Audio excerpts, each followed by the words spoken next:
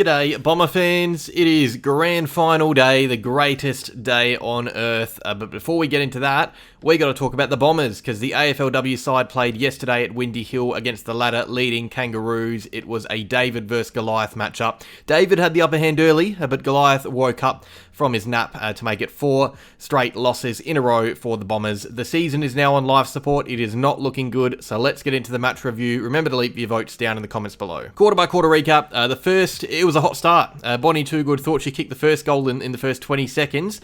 It then took about 3 hours for the umpires to overturn it. You'd think they'd have a time limit on how long score reviews take. I guess not, but that didn't matter too much because the Bombers had all the play.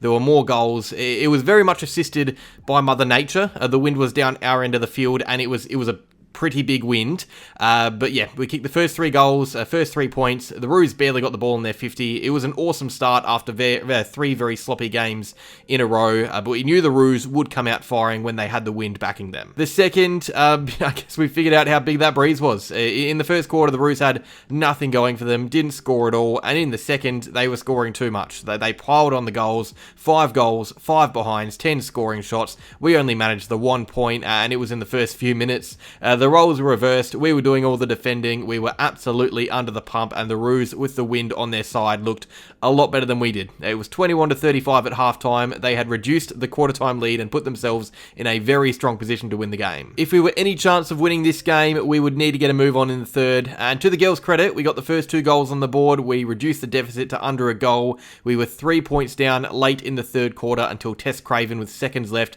put a dagger in our hearts, bringing the margin back up to 9 points, which in any game is reasonable, but that wind, it's a solid 5 goals breeze, and if we're not ahead before playing against it, we weren't going to win the game. And yeah, the last quarter, it was all North. They piled on the goals, they kicked 4. We did manage 1, which was good, but the damage was done. It looked like a promising game early. We were up and about, but a North Melbourne comeback got them the win, an expected win, to be fair. We went down in another one-sided contest. It was 41-71, the 3rd week in a row where we had lost a game by 5 goals or more, but the vibe out of this one is not as bad, so let's chat about it. Yeah, this was a game that was really played in one half of the field. The left of screen was where the wind was going. It was a good toss to win because it got us the fast start, but I mean, if we look at how significant that breeze was, so we kicked 41 points, the Roos kicked 71.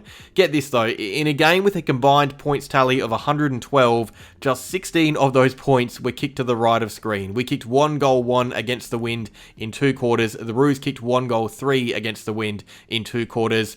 I think really what happened is they just did a lot more with the wind than we did. They kicked 9 goals when they had the breeze, we kicked 5, so the North comeback and everything, I mean, yeah, even when they were goalless at quarter time, I was pretty damn confident that they would run away with this wind. Something we got to remember, this isn't AFL North, this is AFLW North. This is one of the most dominant teams across both competitions in the sport's history. That was their 19th win in a row. They are 4 off the AFL record that Geelong set in the 50s, and they are almost definitely going to get there. They are so far ahead of the rest of the competition, it is not even funny. They actually beat Fremantle by 100 points. That is the team who smashed us up last week. So honestly, taking that into account, I know it's our 4th loss in a row. Our season is slowly falling apart. We're probably not going to make finals now, but this was probably the most competitive footy we had played since our last win. North are tearing teams apart. This was actually their 2nd equal lowest winning margin of the year, and their lowest winning margin was just 1 point less, 29 points. They've got a percentage of 316. I didn't even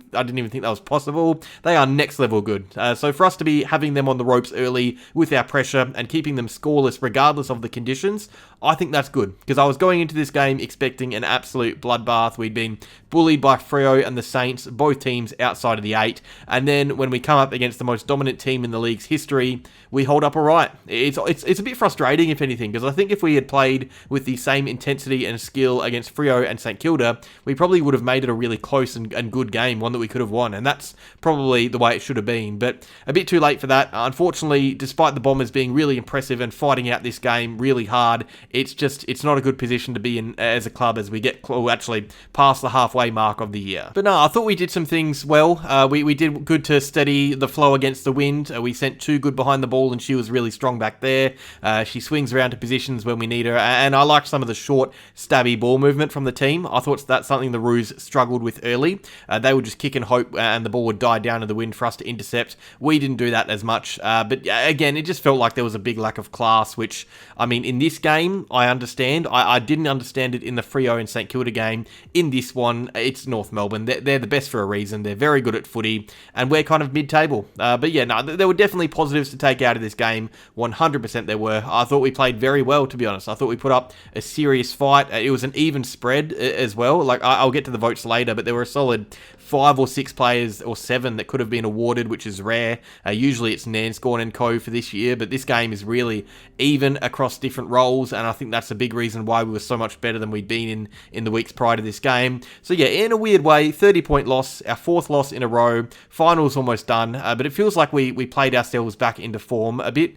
It sounds weird to say that after another hefty loss, but I really didn't think we were that bad at all. I thought we were pretty good as a team, just not clinical and classy enough to match it with the best team in the comp's history, really. I thought we defended well with the wind, probably at the same level of North, but they were just ultra clinical going inside 50. They only had the 28 more touches, 13 more inside 50s. They won the midfield battle pretty heavily, but that was expected.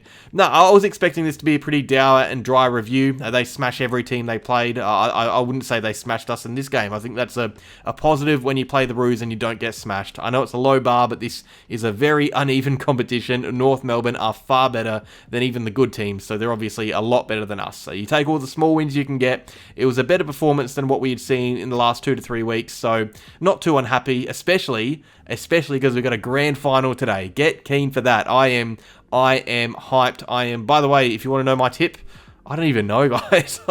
I'm gonna hesitantly say Brisbane. I think the Lions win.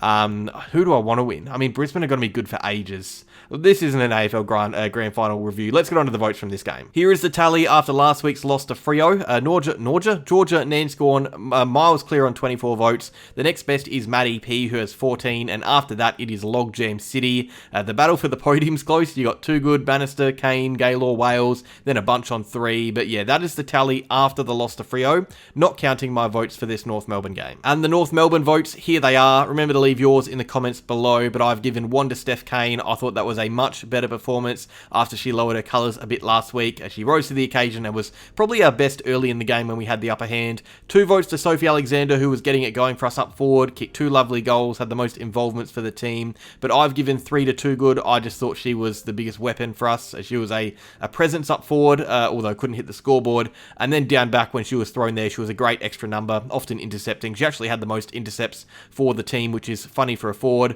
My role player is Georgia Clark. She was in a pretty good matchup against Sheelaw. Had a couple of goals kicked on her, but it could have well have been more if she was a bit looser in her matchup. I thought she was pretty good. So those are my votes. Leave yours in the comments below. So we are now 3 wins, 4 losses. That was the toughest game we're going to play all year, North Melbourne.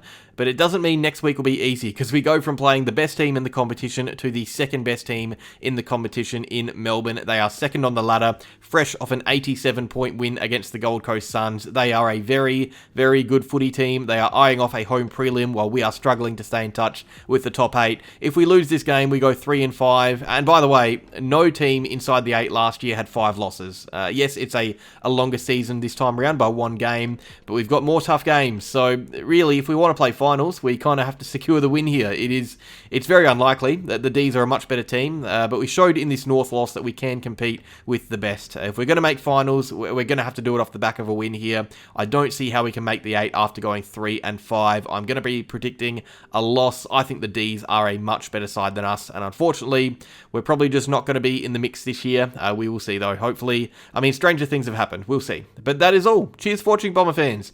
Like if you enjoyed, subscribe if you're new, enjoy the grand final, get keen for it, I am bloody keen, and go Bombers.